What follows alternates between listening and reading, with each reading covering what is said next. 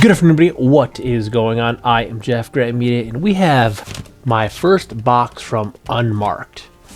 Now, Unmarked did send me these boots as a sample for review, but all the opinions in this video are mine and mine alone. I did not share this content with Unmarked prior to publication. They will see this when you do. Now, before we open this box, Unmarked is a boot making company that is from León, Mexico.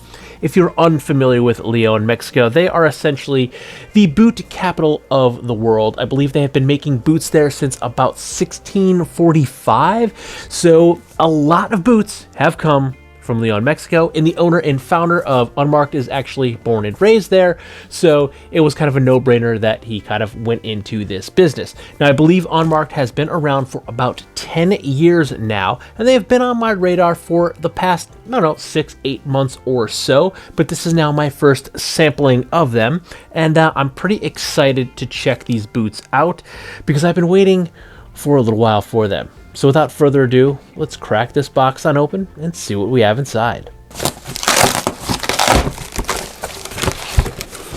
Okay, so inside the box, we have the box that has the boots that I cannot get out.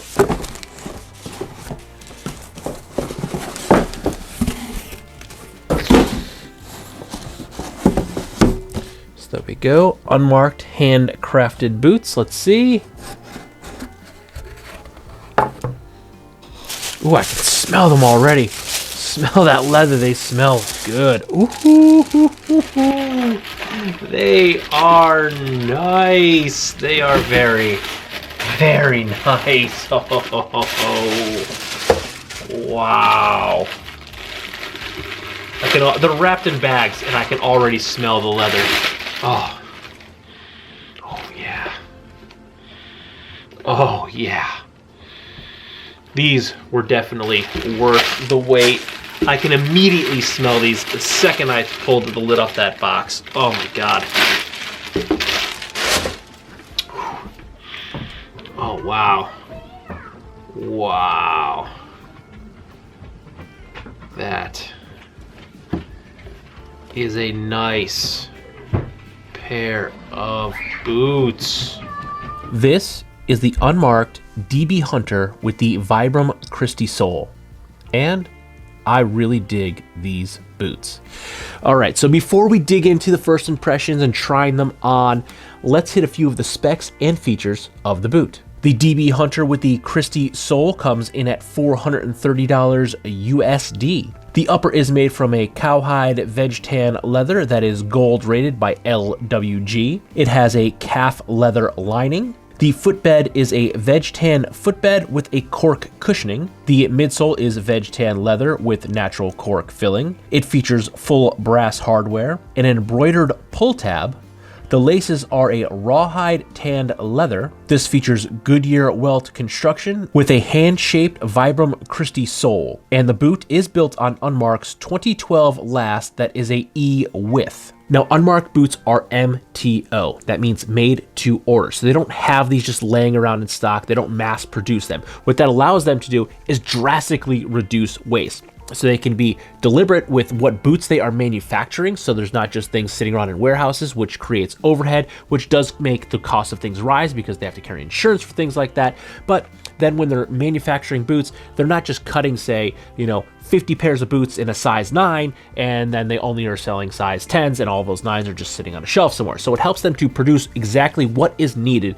So there is a 15 to 30 business day lead time. And I will say mine took a little bit longer, but that is because this natural veg tan, it shows any scarring or imperfection that is on the leather, because leather is skin, and skin gets scarred up, especially on cows that are roaming around in fields. I'm sure there's hazards such as barbed wire fences and the likes. So, the skin will get a little bit scarred over time. And sometimes with a darker leather boot, any of those imperfections can be easily covered up with the dyes or stains that the leather is that are put on the leather. But with a natural oiled veg tan like this, any of those imperfections will show. And their QC is stringent. So these boots were done, but they did not pass QC, so they got reprocessed. So I did have to wait a little bit longer.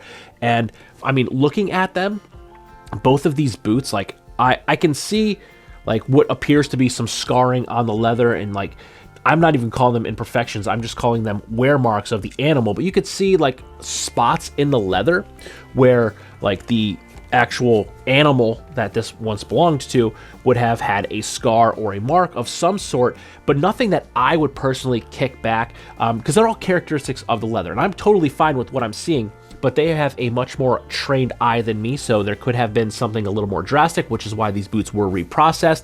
But I'm seeing nothing on either of these boots that I would personally send back. But again, they have a much more trained eye than me, and their QC is stringent. I mean, like even these little marks, these are all just marks from the leather of the animal, the skin of the animal, but they did reprocess them, so it did take a little bit longer because, again, this natural veg tan is going to show any imperfections that were on the animal.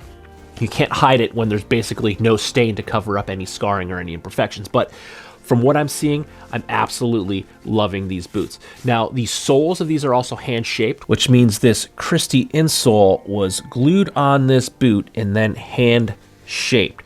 So the insole itself was bigger than what you see here. This is a size 8.5E, so this insole would be in roughly the shape of this boot, but it would be much bigger. So they glue it on, then it's trimmed by hand to make it fit the actual boot. So it's a cool process. I've seen it online before. It's pretty interesting to watch. Like, you think that it's something super fast because these are such skilled craftsmen that they just do it like without even really thinking about it anymore. And I know if I ever tried it, I would just destroy the boots. But it looks so simple and fast, but these are skilled craftsmen that do it. Now, I can ramble on about how much I'm digging these boots and keep smelling them all day long, but let's try them on for the very first time and see how they fit and feel. So trying these on for the very first time, the absolute first thing I am noticing is these laces. These are rawhide leather laces, and personally, I generally do not like leather laces. I find that they don't feel very good in the hand. They usually feel quite stiff, and they don't stay tied. But as I'm lacing these up, they feel really, really nice, and they do have a much softer feeling to them. Not necessarily suede, but they certainly have that suede-like kind of feel to them, so I think that these are actually going to grip really, really nicely. Sliding my feet into them, they do feel a touch snug in the width, which is interesting because I am a D width and these are a E, so they are a little bit wider, but they are by no means tight. I can just kind of feel it there, and these are brand new leather boots, so these will certainly stretch within a few days. Now, walking around in them for the very first time, they feel pretty comfortable. I'm not feeling any pinching or rubbing or irritation in any way. Now, I can feel the arch support on my foot a little bit, but because this is a natural veg tan with a cork cushion, these are going to mold to my foot. So as I actually walk around and wear these, my foot will essentially sink in and mold to the footbed, and these will become a very good fitting boot. But again, they're not uncomfortable in any way, just things that I am noticing the very first time I am trying them on. But overall, they are feeling very, very nice. I'm not feeling anything out of the ordinary that I haven't felt with any other brand new pair of boots. Yes, they are a tiny bit snug, but they are by no means tight, and these will stretch out and mold to my foot pretty rapidly because they are an oiled veg tan leather. The view looking down at these as I'm walking around, I'm really, really digging the way these boots look. I'm really loving this veg tan leather, and I chose this for a very, very specific reason. And that is because these boots are going to patina nicely. I am really interested to see what these things are going to start to look like. Normally, I gravitate towards a brown or reddish leather boot, which will lighten up a bit over time, but these are the opposite. These are going to darken up. And I'm quite interested to see what the uppers and the lowers are going to look like, because the uppers will be covered by my jeans, where the lowers are going to be exposed, you know, the toes, the heel. And I'm really interested to see what these things are going to look like over time. These are certainly going to darken up very, very nicely. Now, I do wear a lot of selvage denim, and selvage generally crocks a pair of boots, or in this case, I'm going to use an example, a belt. And what crocking is, it essentially, the indigo rubs off from the pants onto the boot, or in this case, the belt. So here, these ones aren't too bad. These are a pair of Gustin number 75 Okayama Standards, which are one of the jeans that I've been wearing in heavy rotation. Now, these do have a white weft, so they're not too bad, but I do have two pairs of jeans. One is selvage and one is not selvage, but the one pair of selvage has an indigo weft, which means the inside that you see here that is white is actually indigo. It's dyed indigo, but the other jeans are not, but they bleed really, really, really badly. And most of the crocking that you see on this belt is from the non-selvage pair of jeans. And what the crocking is, here's a better example. This was closer to the natural color of the belt. It's darkened a little bit, but it's kind of close to, if I'm looking at the monitor, it's a little bit darker, but it's very close to what the unmarked veg tans look like. And just from wearing this with my jeans, you can see more on the back, because this is the smooth. This is a rough out belt, so this is full grain rough out. So this is essentially the inside of the animal, which has that smooth suede feeling, but this is the smooth outside. So this is essentially what the boots will look like. And you can see, like, that's blue, that's crocking, that is the indigo from the jeans wearing off onto the belt. And that happens to boots as well. I have a couple of pairs of boots that have crocking on them. So I know that these are going to get some indigo on them, and I'm totally cool with that. I actually like that. I like the way that looks. That's why when I got this Chisos belt, I got it in the natural rough out, because I wanted to see that crocking. I didn't expect this much crocking from that one particular pair of jeans, so that's more than I had anticipated, which is why I'm going to probably not wear those jeans with these boots, because I want to see the difference, how the uppers age from the lowers. And yeah, I just don't want to, while I don't mind they turning a little bit of blue, I don't want them to be just an indigo boot. So I'm going to refrain from wearing two certain pairs of jeans with these boots, but these are going to take on such an interesting characteristic as they age. They're going to patina and darken up nicely. Now, I did recently see a video from the Man Cave Club, and they unboxed a couple pairs of unmarked boots, one of which was not this particular model. I forget what model they had, but it was the natural veg tan. And theirs did, on camera, it looked a bit pink. I mean, it is flesh, so flesh does, I mean, you can see probably my hands, they look pink, so flesh can look pink. In person, though, I mean, on camera, I'm looking at the monitor, it does look a little pinkish on the camera. We'll see what it looks like once we color grade this a little bit, but on the monitor, it does look a little more pink. But in person, I would say under these lights, which their studio lights are not great, the natural light will probably make these look better, but it's pretty close to what you're actually seeing on the image on the website. The website might be a little bit touched up, a little bit lighter. It also is a different pair of boots, so each of these boots are going to look a little bit different because they're all handmade. So it doesn't mean that they're all going to be cut from the exact same piece of material. So as these are ordered, this one's going to be cut from a different piece of material, and because being natural veg tan, it's going to look, everyone's going to look different. So each piece is going to look different. So just that boot on the website could look a little bit different than my particular boot. Insert Jeff here. They do look a little bit pinkish in the natural sunlight, but I don't think that's going to last too long, because the oiled veg tan is certainly going to darken very quickly as soon as they get worn in the outside world. And I only have maybe an hour and a half of them on my feet right now, so they still look brand new, but maybe a week or two, they're certainly not going to look pink at all. Now, the insides, the liners, they all look really, really nice. The one thing I do like is that the liner is covering. You can see where it's kind of pushing on, but the liner does cover the backings of the eyelets. So sometimes what I find is when they're not covered, depending upon the sock you're wearing, really, it could kind of dig into your ankle. It's not all boots that don't have this backing or that are unlined, but sometimes if you get an unlined boot, the backing of the eyelets, if you wear a thinner sock, which I do in the summer when it's hot, I will wear boots now, which I never used to, but I've been wearing boots a lot this past summer, but I will wear a thinner sock because I run hot, and I can sometimes feel that eyelet pushing into my ankle, and it's uncomfortable. But these lining, just that little bit of leather lining, makes all the difference in the world. So I like that we have the leather lining.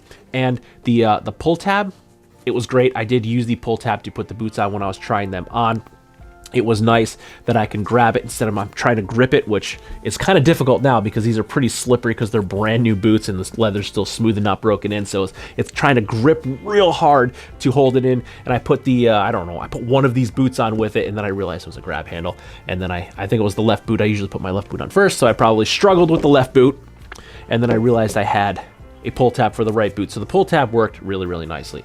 But overall first impressions of these boots, I'm digging them, and I'm loving the Sugar Skull logo on the inside of the boot. So thus far, overall first impressions, this boot is great. The craftsmanship is amazing on it. Again, these are made in León, Mexico, which is essentially the world capital of boot making. Their leatherwork is awesome. I don't even know how many pairs of boots I have that came from León, Mexico.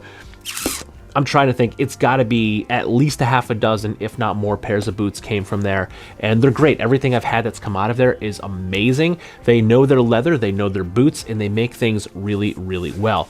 And I don't see anything in either of these boots, inside or out, that would have caused me to kick these back, but maybe that issue is fixed. And also, I don't have as trained of an eye, as I'm not a boot maker, I am a boot wearer, but they look great. I absolutely love these boots. Oh, and one thing I would like to also note, when I was trying these on, I only single knotted these rawhide laces, and they stay tied, which is really great, because in my experience, if you single knot any pair of leather lace, it just almost immediately unties.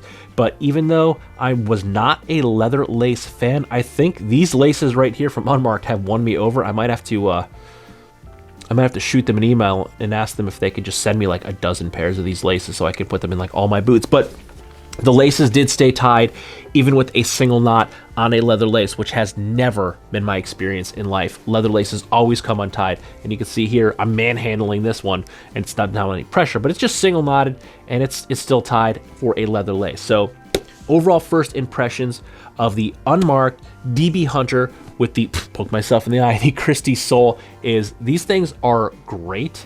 I have been highly anticipating getting these boots for some time, and the little bit of a delay that I waited while they went back through reprocessing, totally worth it, because these things are amazing. Again, these are an MTO boot, so if you are looking for something off the shelf and you need it right away, you're gonna have to look elsewhere, because even if you get a different color boot that is not going to show every little mark that the animal went through in its life, they're still made to order, so they still have to be made once you place your order.